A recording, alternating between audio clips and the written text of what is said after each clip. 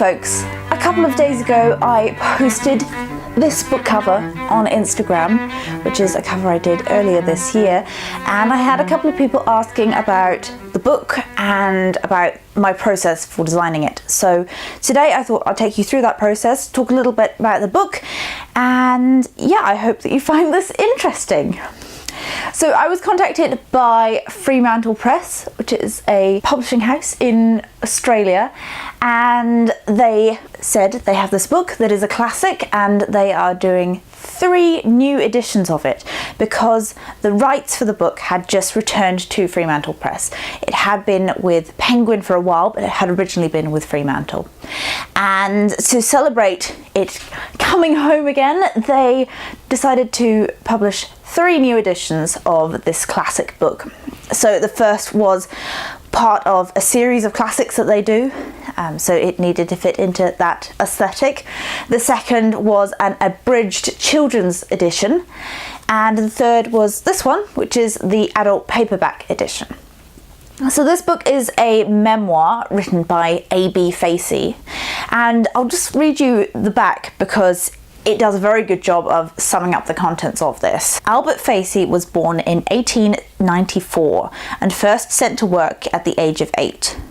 He lived the rough frontier life of a labourer and farmer, gained a hard-won literacy, had his life saved by indigenous trackers, survived Gallipoli, raised a family through the Depression, lost a son in the Second World War, and spent 60 years with his beloved wife, Evelyn. Despite enduring unimaginable hardships, Facey always saw his life as a fortunate one. So a lot of this is set in the Australian outback during his childhood, and that's the part of the story that really stuck with me. I know that this book is particularly famous because of his account of his time at Gallipoli, but the stuff with him as a child, working really hard, getting lost in the outback, and as the blurb says, being found by Aboriginal trackers was, just page turning and gripping. It was a really interesting experience and not one that I would have got into had I not got this commission, so that was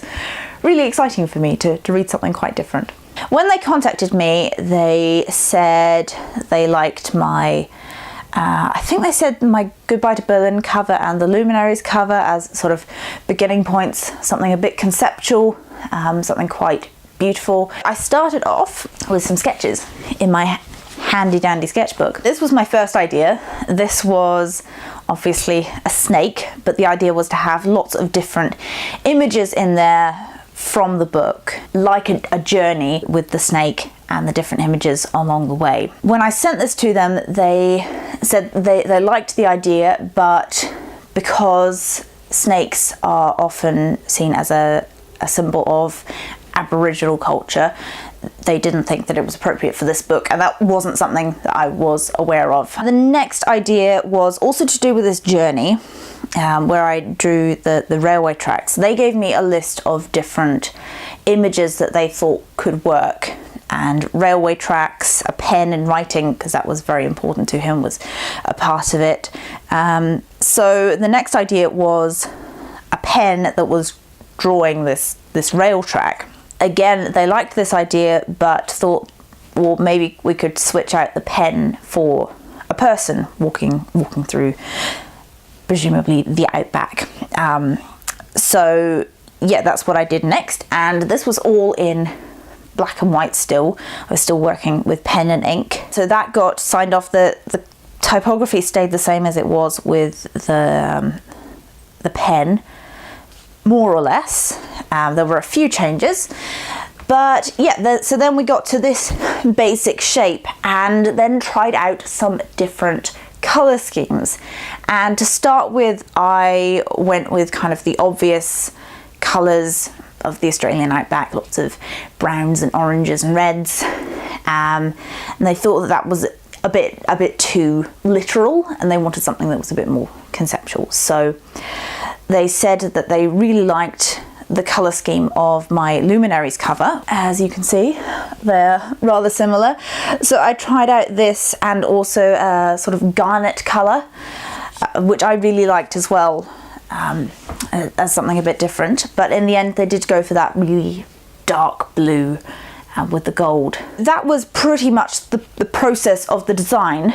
The spine has just got the same typography as the cover does, and the back is a template that Fremantle Press use for all of their books. This is a gold Pantone ink. It has got a nice little kind of shimmer to it. It's subtle, not as obvious as a gold foil, but yeah, it just gives that little bit of luminescence. I am curious to know if any of you have read A Fortunate Life and whether you're interested in reading it now that you've heard a little bit more about it.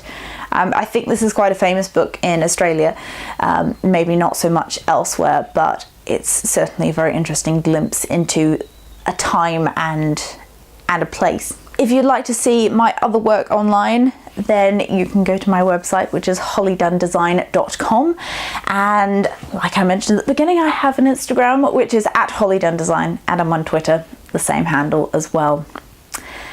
As always, thank you very much for watching, and I will see you in the next one. Bye!